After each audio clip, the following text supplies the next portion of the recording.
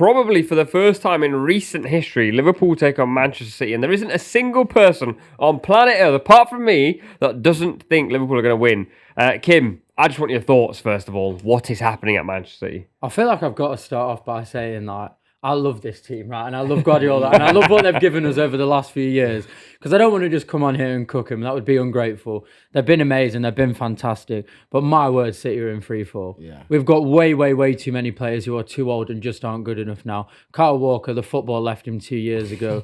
Gundogan, I don't know who they've sent back Barcelona. It does not resemble a Gundogan. I've never seen a player be that poor at the moment. Bernardo Silva's out of sorts. De Bruyne's been fit for 4 weeks but refuses to come on apart from for like 10 minutes. I don't know what's going on there. Rico Lewis is too young. Jack Grealish is out injured all the time. John Stones is out injured all the time. We're just in free fall. There's nothing else you can say. Like, I want to be sympathetic and I want to talk about the Rodri injury and say how that's affected him. He's the best player in the world. Of course it's going to. You want to talk about like the tired legs and the fact that they've been competing on all fronts for 4 years and the motivation that comes with that. Of course, that's really difficult. But the mentality at City at the moment is just dreadful. I mean, we discussed it last week. They go a goal behind and they completely forget how to play football. The Spurs game could have been, 3-0 up after 10 minutes. They concede one. And then, as soon as we conceded one, I just texted my mates, it's going to be a bloodbath. We're beating Feyenoord 3-0 on 75 minutes and we concede a goal and then Ederson just decides to give them the game. I don't actually understand what's going on. There's something mentally strange going on at the club. I think you mentioned going behind, also taking the lead. You led against Brighton and you lost. You led against Sporting and lost. Led against Bournemouth and lost. So I think there is a mentality issue, which is really strange because this Man City team in pretty much the last 5 or 6 years have become the team that we always go, it's inevitable they're going to win games. Against Feyenoord, when Feyenoord scored, it was the first time probably, as long as I can remember, I was like, they're in this game. And that normally doesn't happen against City. No, it doesn't. The thing is, City don't get credit over the last more than like 5 years. Ever since the money came in, ever since City started winning titles, they have been mentality monsters. Mm-hmm. They have been the side that in the Premier League, they are inevitable. But this season, I've just never seen anything like it. Like you said, they are in free fall. And I don't know how you correct the issue. I think when Rodri went down, we all thought that Guardiola would find a new nuanced way to kind of deal with it. But he haven't dealt with it. When you saw Rico Lewis and Gundogan in midfield against Spurs, you're like, that is going to be a bloodbath. We were texting each other saying like they're getting overrun repeatedly. It's abnormal. And I get it. Some teams like struggle with form, but this is terrible form. I've never seen a top team like this capitulate how they have. And midweek in the Champions League, conceding 3 goals in 15 minutes, that just shouldn't happen to any team, let alone the best team over the last 5 or 6 years. And so I don't know how you correct the issue. And now you've got Liverpool on the horizon going to Anfield. And like you mentioned, Nubaid, you are clear favourites in terms of Liverpool to win this game. I don't think it'll be as easy as everyone is saying, but I just don't see how City can get 3 points in this one. I don't see a route to victory. And with Liverpool being how good they are and how on form all their players are, I think it's going to be a mismatch, really. I'm going to slightly counter that and just say against Spurs, we spoke about this. You could have led 2 or 3-0 early. Haaland missed a couple of good chances. Then you're looking at a completely different game. Against Feyenoord, you capitulated, but the type of goals you were conceding was so bizarre. Yeah. They were so circumstantial, like maybe moments that probably don't happen again and again and again, things that are avoidable. And then in other games, you've had lots of chances. The problem for you has become you're not scoring the chances, and you've also conceded 15 in the last 5. Liverpool scored 13 in their last 5. Let's discuss this potential route to win for City, if there is one. Yeah, there isn't. No. Let's not discuss this route. No, there just isn't. Like, I know you always say, like, "Oh, back your team." This is the first time that I'll predict a City loss, and it'll be a comfortable win for Liverpool. There is no route for City to beat this Liverpool side. The fact that we're on terrible form is kind of by the by. Liverpool are the best team in Europe at the moment, playing exceptional. Every single player, apart from potentially Robertson, who's made a few mistakes over the last few weeks.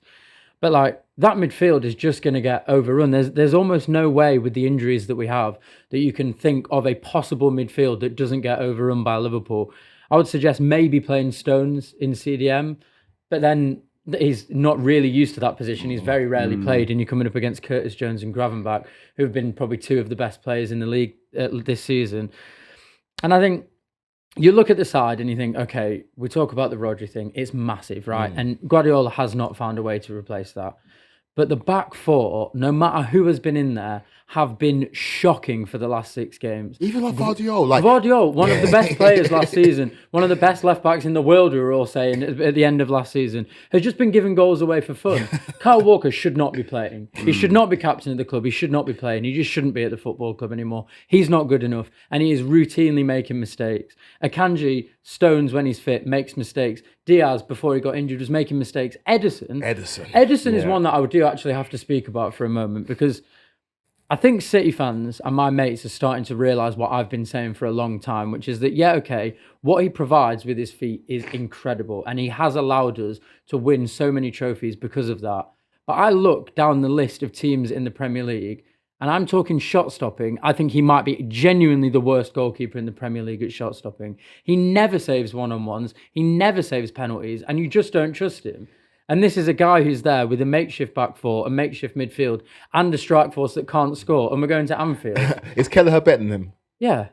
Shot stopping, yeah. I think Edison's obviously overall a better goalkeeper because Kelleher would never, ever play for City because of what Guardiola wants from a goalkeeper. But at shot stopping, probably. I think the problem you've got is you've got to a point where for many years, one wonderful thing Pep can do is he covers cracks. So like one of Edison's cracks is that, think about the Champions League runs, the Lyon games where he'd be the one at fault. And I don't just want to dig him out, but when those big moments happen, him or Walker would do something a little bit daft or maybe uncharacteristic. Now that City are wide open, now you're seeing cracks everywhere. Yeah. And we've spoken about Bernardo Silva, who's been well out of form. We've said previously, when moments come, he's been hiding and has been for a really long time. Yeah. So now I think City are sort of like going, who's going to drag us out of this? And unfortunately, the blame lands with Haaland now. But there's nothing he can really do. We spoke about it. It's like they can't get the ball to him. Yeah. And he's spending 70, 80 minutes with his hands on his hips.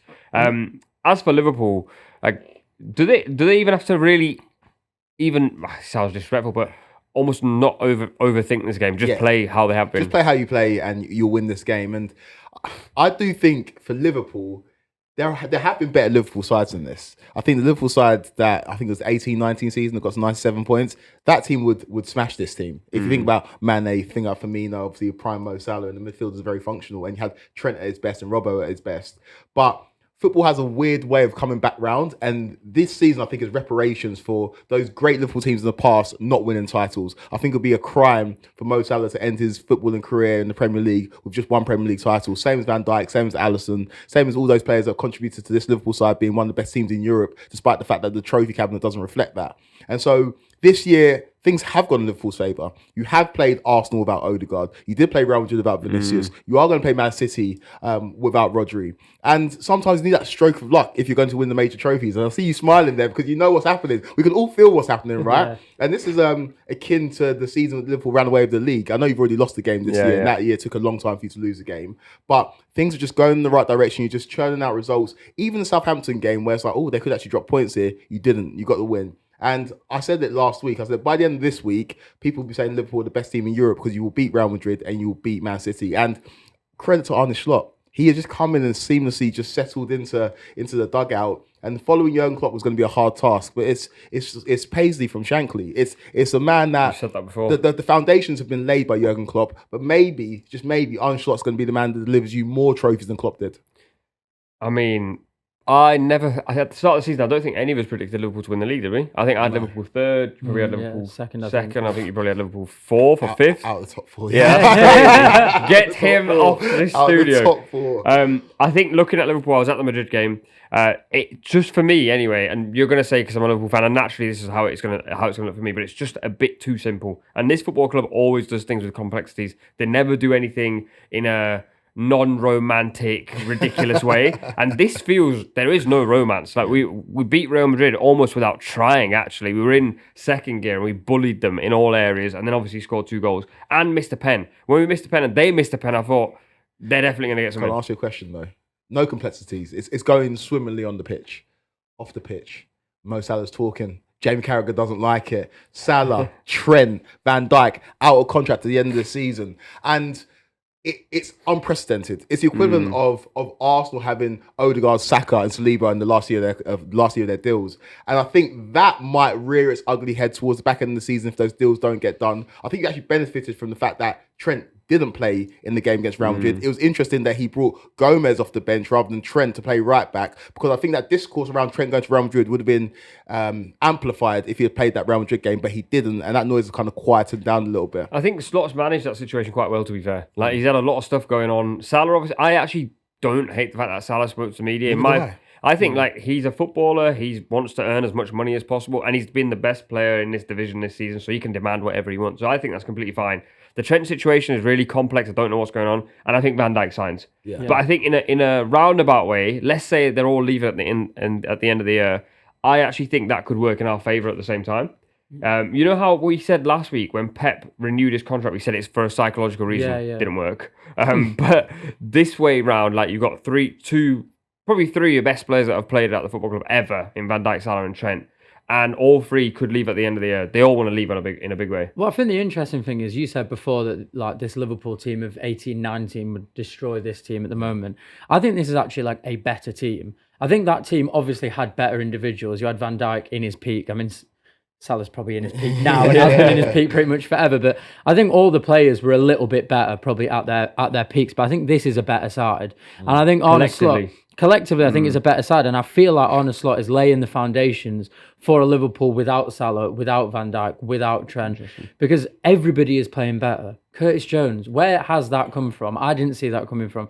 Gravenberch, I didn't see that coming either. And I feel like Arne Slot has got everyone playing so well that if any of those three were to leave, I think Salah probably will, I think Trent probably will, as you say.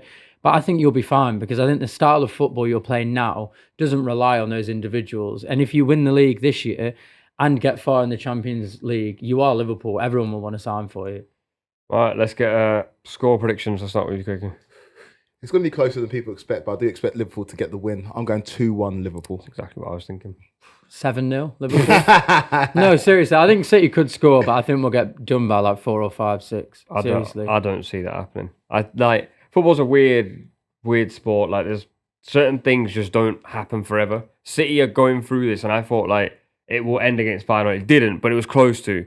So I don't think it ends against Liverpool, but I think it ends after that. So I don't think this is one of those where it's going to be like 5-6-0. And it's Liverpool City, man. I'm going to go 2-1 as well.